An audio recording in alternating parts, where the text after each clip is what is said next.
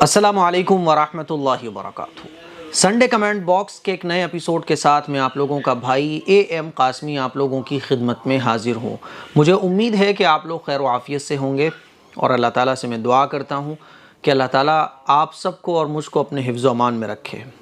اگر آپ لوگ یہ ویڈیو سنڈے والے دن دیکھ رہے ہیں اور آپ راجستھان کے کشن گڑھ یا مکرانے کے رہنے والے ہیں اور مجھ سے ملاقات کرنا چاہتے ہیں تو میں آپ کے راجستھان میں ہی ہوں اس وقت، یعنی اتوار کو اور سوموار کو آدھے دن میں مکرانے اور کشن گڑھ میں ہوں۔ آپ مجھ سے ملاقات کرنے کے لیے رائل ہیریٹیج ہوٹل میں آ سکتے ہیں، یا پھر آپ اپنا موبائل نمبر اور اپنا نام askam.qasmi@gmail.com پر یا پھر 7417810799 پر بھیج سکتے ہیں۔ میں آپ کو خود کال کر کے آپ سے ملاقات کروں گا۔ پہلا سوال نغمہ خاتون پوچھتی ہیں، مفتی صاحب میرا یہ سوال ہے، میرا بھتیجا جس کا رمضان میں انتقال ہو گیا اس کے خواب میں ہفتے میں 2-3 بار آیا ہوں پتہ نہیں کیا لکھتے ہو آپ لوگ، بہت دقت ہوتی ہے جب سوال کیا کرو تو ایک بار اس سوال کو چیک کر لیا کرو۔ جس کا رمضان میں انتقال ہو گیا وہ میرے خواب میں 2-3 بار آیا ہے، یہی لکھا ہوگا آپ نے، اور میں اس کے حق میں قرآن بھی بخش دیتی ہوں۔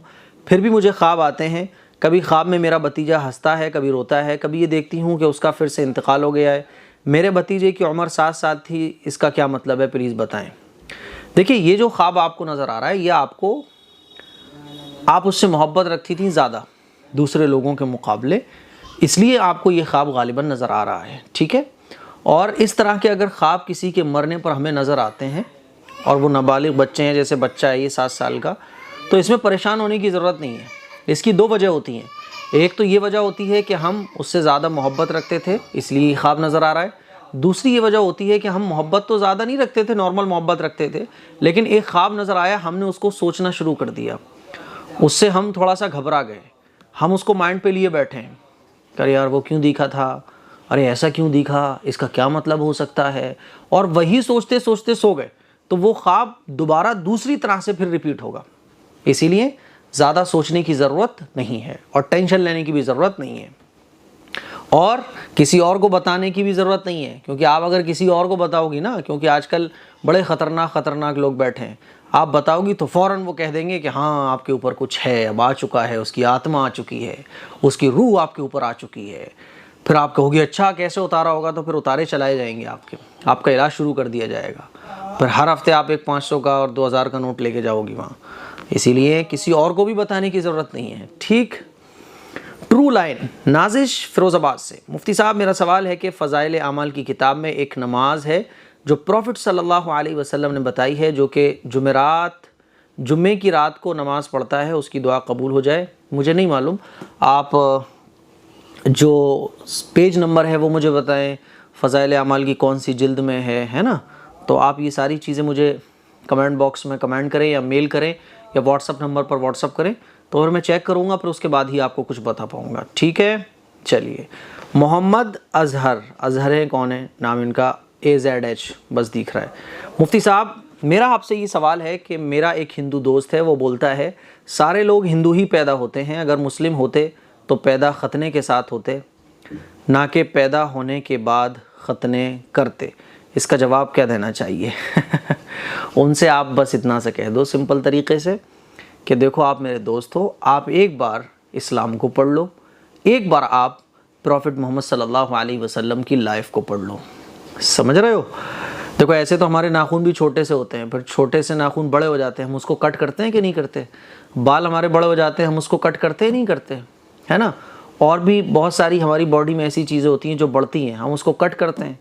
اسی طرح سے جو ختنہ ہے نا وہ اس لیے ہے کیونکہ یہ کوئی اسلام کی پہچان نہیں ہے۔ ایسا نہیں ہے کہ اگر کسی کی ختنے نہیں ہوں گی تو وہ مسلمان نہیں ہو سکتا، یا مسلمان ہونے کے لیے ختنہ کرانا ضروری ہے، بلکہ ختنے سے بہت سارے فائدے ہیں۔ میڈیکل لائن میں اگر آپ جا کے پڑھو گے، تھوڑا سرچ کرو گے تو آپ کو پتہ چلے گا کہ ختنے کرانے کے کتنے سارے فائدے ہیں۔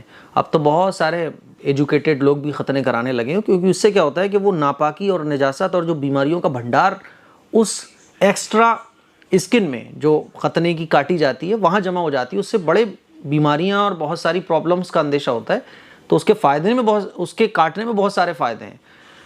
تو یہ کہنا کہ دیکھو پہلی بات تو یہ کہ ختنے کا نہ کرانا یہ ہندو ہونے کی نشانی نہیں ہے، اور ختنے کا ہو جانا یہ نہیں ہے کہ ختنے ہوں گی تبھی کوئی مسلمان بنے گا، اور یہ بھی کوئی ضروری نہیں ہے کہ اگر کسی کی ختنے نہیں ہے تو وہ صاحب ہندو ہوگا۔ پھر ایسے تو آپ بہت سارے دھرم ہیں، ہے نا، جیسے کہ پارسی لوگ ہوتے ہیں، جینی لوگ ہوتے ہیں، عیسائی ہوتے ہیں، ہے نا، تو سب کا سب ہندو ہو جائیں گے؟ وہ کہیں گے دیکھو ہم سب سارے لوگ عیسائی ہوتے ہیں۔ تو بہرحال یہ ایک ان لاجیکل بات ہے، ان لاجیکل بات ہے، مطلب اس کا کوئی سینس نہیں بنتا۔ اس لیے آپ ان سے کہیے کہ میرے بھائی آپ اسلام کو ایک بار پڑھو، ایک بار آپ قرآن پڑھ لو، ایک بار پروفٹ محمد صلی اللہ علیہ وسلم کی لائف پڑھ لو، تو پھر آپ فائنل کرنا کہ کیا صحیح ہے کیا غلط ہے، ٹھیک ہے؟ ایسے آپ ایسے تو پھر بہت ساری چیزیں کٹتی ہیں، بہت ساری چیزیں بڑی ہوتی ہیں، ٹھیک ہے؟ جب ہم پیدا ہوتے ہیں تو بہت ساری چیزیں ہمارے ساتھ ہوتی ہیں، لیکن جیسے ہم بڑے ہوتے جاتے ہیں وہ چیزیں ختم ہو جاتی ہیں، یا بہت ساری چیزیں ایسی ہوتی ہیں جو بڑھتی ہیں پھر ہم اس کو کٹ کر لیتے ہیں، کیونکہ ان کا تعلق صفائی ستھرائی سے ہے۔ اسلام نے اتنی باریک باریک چیزیں بھی صفائی ستھرائی کی 1400 سال پہلے بتا دی، جب لوگ نہیں جانتے تھے۔ 1400 سال کے بعد میڈیکل لائن کی تحقیق یہ چل رہی ہے کہ ختنے کرانے کے بہت زیادہ فائدے ہیں۔ آج کل آپ دیکھیے گوگل پہ سرچ کر لیجئے ختنے کرانے کے کتنے فائدے ہیں، آپ کو پتہ چلے گا۔ تو یہ تو اسلام کی، بلکہ یہ تو اسلام کی سچا ہونے کی اعلیٰ مثال ہے کہ اللہ تعالیٰ نے 1400 سال پہلے جب انسانوں کو اتنا علم نہیں تھا، اس وقت انسانوں کو یہ تعلیم دی کہ دیکھو یہ گندگی کی چیز ہے، اس سے بہت ساری بیماریاں پیدا ہو سکتی ہیں، اس کو کٹ کرو۔ تو ختنہ کرانا یہ سنت ہے، اور سنت ہر وہ کام ہوتا ہے جو انسان کے فائدے کے لیے ہوتا ہے، ٹھیک ہے؟ اسی لیے اسلام بالکل سچ ہے، اسلام بالکل حق ہے۔ ایک بار اسلام کو پڑھیے، سمجھیے، اور پھر اپنے دل سے پوچھیے گا۔ اور اسلام کو پڑھنا بھی بالکل فری ہو کے پڑھنا ہے، مائنڈ کو فری رکھنا ہے۔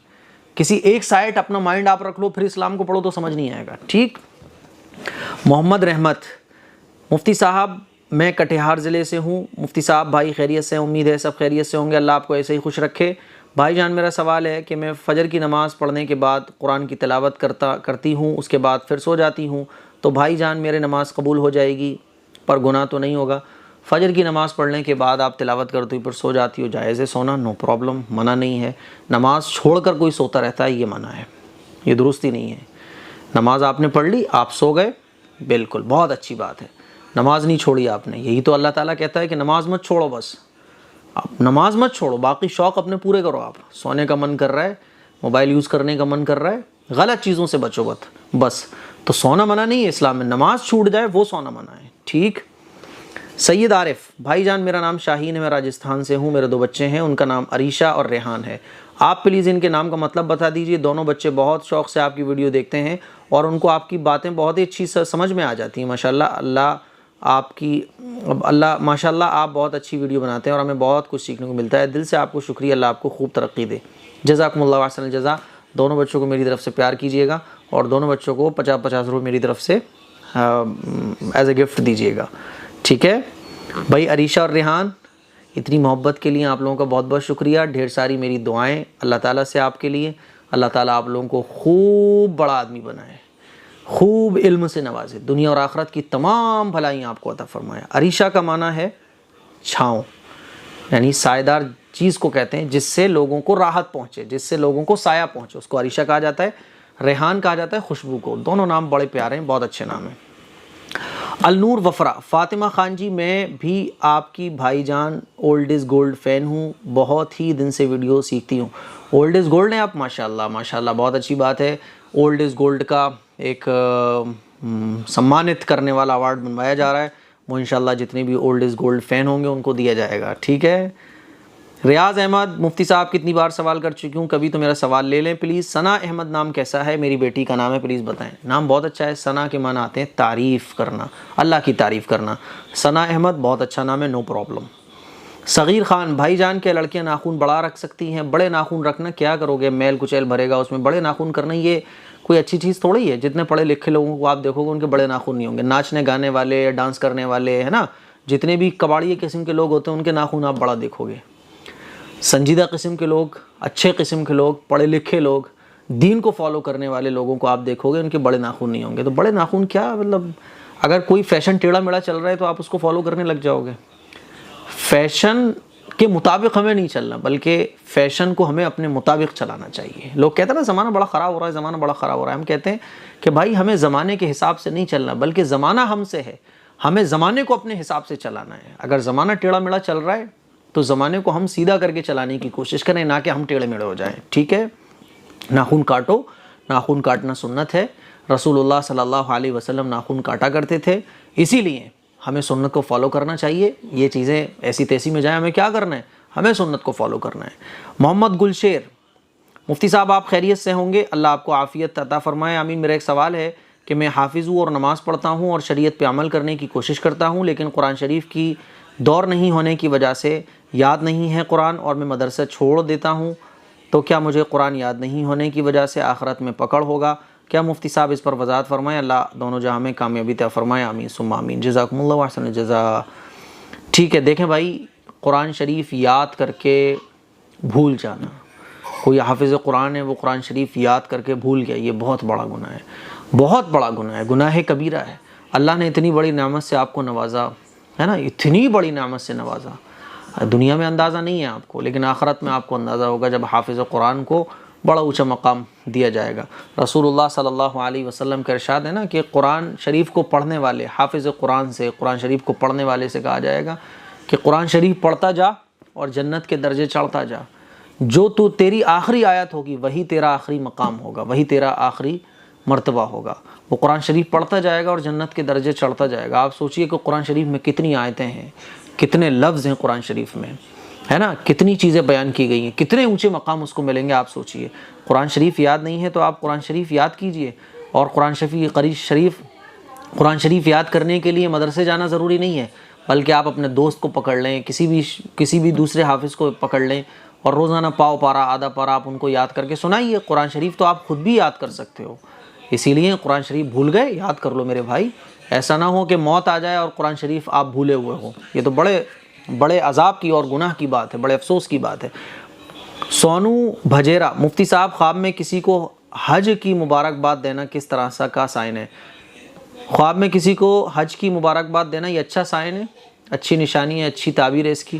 اللہ تعالیٰ ہو سکتا ہے کہ آپ کو بھی حج کی توفیق دے دے, یا پھر آپ کو حاجیوں کے قریب کر دے, ہے نا, اور یہ خوشی کی علامت بھی ہو سکتا ہے, یعنی اللہ تعالیٰ آپ کو خوشیاں عطا فرمائے گا, دین کی خوشیاں اللہ آپ کو عطا فرمائے گا. محمد ارمان, جی میں نے اپنی بچی کا نام شفا رکھا ہے, میں 7ویں دن عقیقہ کرایا تھا بڑے جانور میں, کیا یہ صحیح ہے, یہ چھوٹے جانور میں ہی ہوگا؟ نہیں, بالکل صحیح ہے, نو پرابلم. بڑے جانور میں تو 7 حصے ہو سکتے ہیں, تو آپ نے تو پورا بڑا جانور سے عقیقہ کر دیا, تو نو پرابلم, عقیقہ بالکل آپ کا ٹھیک ہے, اب آپ کو پریشان ہونے کی ضرورت نہیں ہے.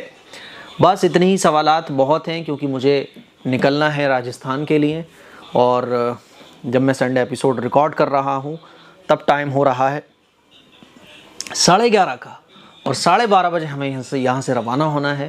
جب یہ کلپ آپ لوگوں کو ملے گی تو ہو سکتا ہے صبح کے 10 یا 11 بجے کا ٹائم ہو رہا ہو, تو بہرحال اس وقت میں راجستھان کے ہوٹل میں ہوں گا, تو آپ ملاقات کرنے کے لیے آ سکتے ہیں. دعاؤں کی گزارش ہے, اس کلپ کو شیئر کریں, دوسروں تک پہنچائیں. السلام علیکم ورحمۃ اللہ وبرکاتہ.